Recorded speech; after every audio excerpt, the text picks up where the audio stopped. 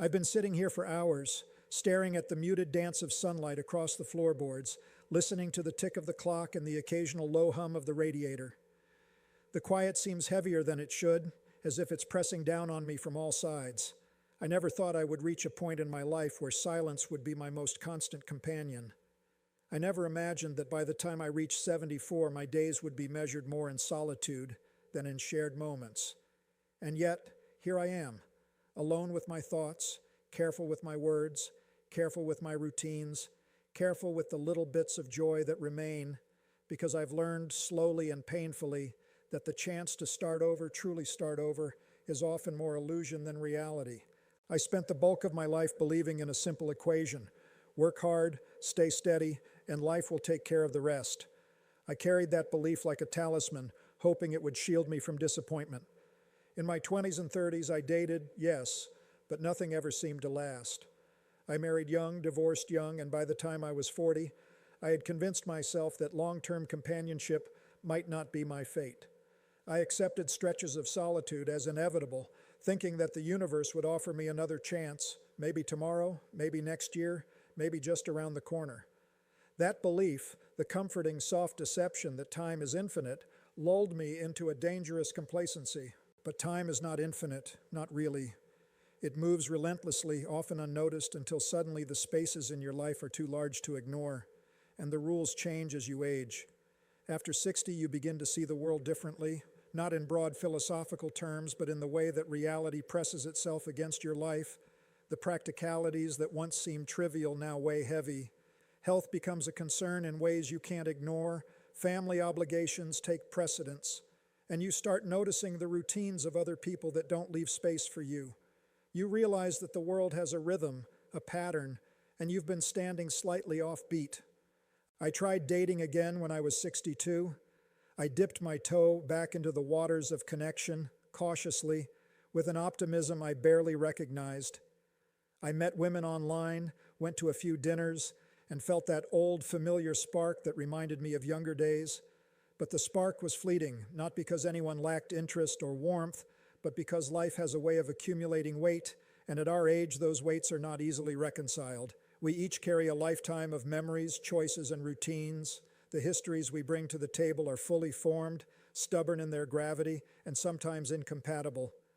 I remember one evening vividly. I had arranged to meet a woman at a small cafe in town. She was a widow like me, warm, intelligent, and full of laughter that seemed to reach beyond the coffee cup we shared. But as we talked, I began to see the differences that ran deeper than hobbies or small preferences. She had her garden, her weekly card games with friends, her family gatherings she rarely missed. I had my quiet apartment, my walks through the neighborhood at odd hours, my solitary dinners. Neither of us was wrong. Our lives had simply grown in directions that no longer converged easily. I left that cafe feeling an ache I hadn't anticipated. It was a soft, sinking sorrow, the realization that I'd been avoiding the reality of my own loneliness, thinking it could be remedied by someone new. The cost of waiting is slow and almost imperceptible. It accumulates quietly, invisibly, until one day you look up and realize that life has moved forward without you. Friends marry, have children, find new joys. They experience new beginnings while you cheer from the sidelines, your own world painted in muted colors. There are birthdays, anniversaries, holidays spent alone because you didn't want to intrude or feared disrupting someone else's established routines. The spaces between life's moments become more noticeable: the empty chair at the table, the quiet drive home, the absence of a hand to hold in moments of stress or grief. And it creeps up on you, gentle and relentless, until one day you understand that the world has not waited for you and perhaps never will. The turning point for me came with the sudden loss of my old friend Paul. He was 71, healthy enough, or so I thought, when a heart attack took him without warning. I went to the hospital, sat in the sterile, humming waiting room, and watched his wife clutch his hand, whispering words I could not hear. That image, so intimate and quiet, hit me in a way nothing else had. The life I had chosen, careful, measured, cautious, had left me with nothing of that sort. No one waiting for me, no one holding my hand, and I felt a grief that wasn't just for Paul, but for myself, for the years I had spent assuming the future would endlessly provide. The clarity that arrived with his death was cruel in its timing. I cannot retrieve those lost years. I cannot undo the choices to prioritize security over connection, work over companionship. I cannot simply call someone and say, "I'm ready now," and expect it to be enough. Relationships at 70 are not like they are at 30. There's no long runway, no patience for mistakes, no forgiveness for inattention. People are fully formed, lives are fully lived, and stepping into someone else's world carries a weight that is difficult to bear. To be with someone truly is to take on all of who they are, the routines, the habits, the scars, the joys, the memories, and to find space for your own in the same frame. And yet there is a soft regret that accompanies this understanding. Not anger, not bitterness, just a quiet acknowledgement. I didn't fail at dating. I failed to prioritize it when it might have mattered most. Now every effort feels like pushing a boulder up a hill I can barely see the summit of. Invitations, coffee, lunch, a walk, are often met with gentle refusals or polite hesitations. And I understand. At this stage of life, everyone is fragile. Everyone bears scars. Everyone carries their own quiet losses. I speak of this not to frighten those younger than me, nor to lecture. I speak for anyone who might find themselves in my position, noticing the silence at the end of the day, feeling the hollow absence of companionship. It is easy, dangerously easy, to believe there is still time, but time is never patient. It slips quietly through your fingers, leaving you with memories, regrets, and what-ifs that cannot be corrected. Companionship after 60 is not like picking up where you left off at 30. It is more delicate, more nuanced, and when it does not work out, it is painfully conspicuous. I often think about my younger self and the choices I made or failed to make. I wish I could tell him to take risks, to prioritize connection, to make space for someone else, even when it seemed inconvenient or frightening. Hindsight is cruel, and time does not provide second chances in the ways we hope. At 74, I now carry the understanding that some doors close quietly and permanently, and you only realize it when you attempt to open them again. Dating at this age is possible, yes, but it carries the weight of a lifetime. Every relationship comes with the past embedded in it, the joys, the pain, the failures, and the triumphs. It is not a fairy tale, nor a chance to reclaim youth, nor a remedy for loneliness. It is real life, fragile and fleeting, and it demands more than most of us have to give.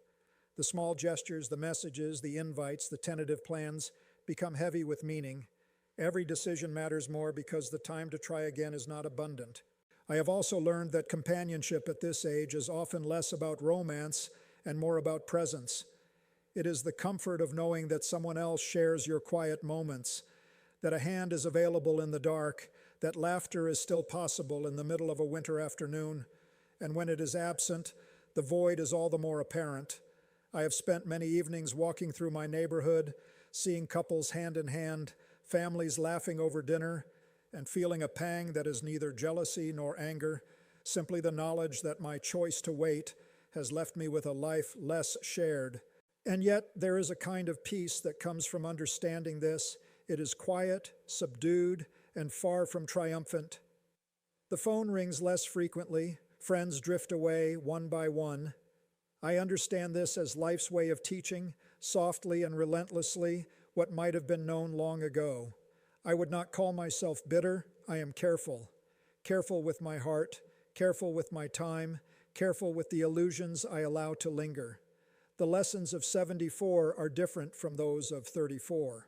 They arrive with a weight that is quietly undeniable, and sometimes there is no one left to share them with.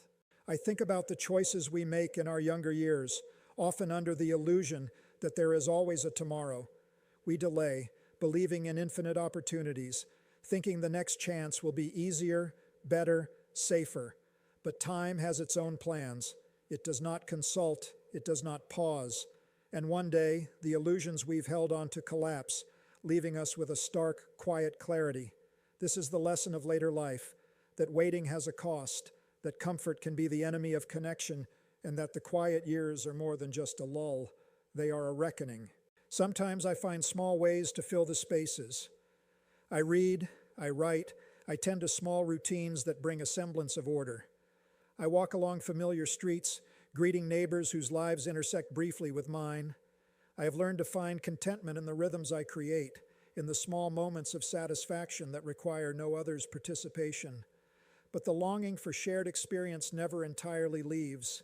It is a soft ache beneath the surface, a reminder of what has passed and what can no longer be reclaimed. Looking back, I understand the cost of patience misapplied.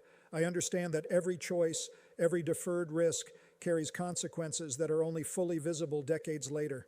I do not carry anger or bitterness, only recognition. I see the life I might have had and acknowledge it with a soft sorrow, and I see the life I do have lived cautiously, and I honor it as best I can. Acceptance is not joy, nor is it triumph.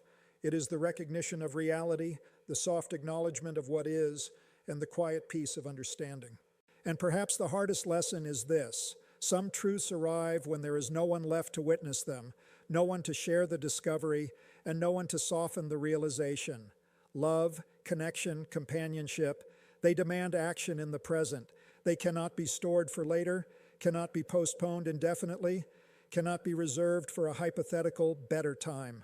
Life is merciless in its quiet lessons, and waiting too long is the surest way to find oneself alone in the aftermath. So if you hear anything in this, hear it clearly. Dating after 60 is not a simple matter. It is not a return to youth, not a second chance at romance, not a remedy for loneliness. It is real life, with all its beauty and difficulty, and it requires patience, courage, and energy you might not always feel you have. It demands that you carry yourself fully, that you accept the weight of others' histories, and that you confront your own fears and regrets without flinching. And sometimes, despite the best intentions, it does not lead to lasting connection. I sit now in the quiet of my apartment, watching the winter trees outside my window. There is a subtle peace here, the kind that comes with understanding the limits of what is possible. I am careful, not bitter. I am aware of time, of loss, of the delicate fragility of life at this stage. And I carry my quiet sorrow with me as a reminder, a companion, and a teacher. Perhaps this is what it means to age gracefully, not in the absence of longing, but in the acknowledgement of it, not in the triumph of accomplishments, but in the patient recognition of what cannot be undone. Life, I have learned, is a series of doors, some open, some closed, and some that quietly lock without our knowledge. We can only walk through the ones that remain, and we can only honor the passage of time by acknowledging both what we have gained and what we have lost. So here I am, at 74, sitting in my quiet apartment, listening to the world go by, reflecting on choices made and chances missed.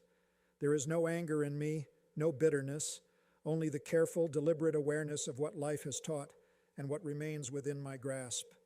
It is a peace tinged with regret, a sorrow tempered by clarity, and a reminder that some lessons are never easy, but they are necessary, and maybe that is enough.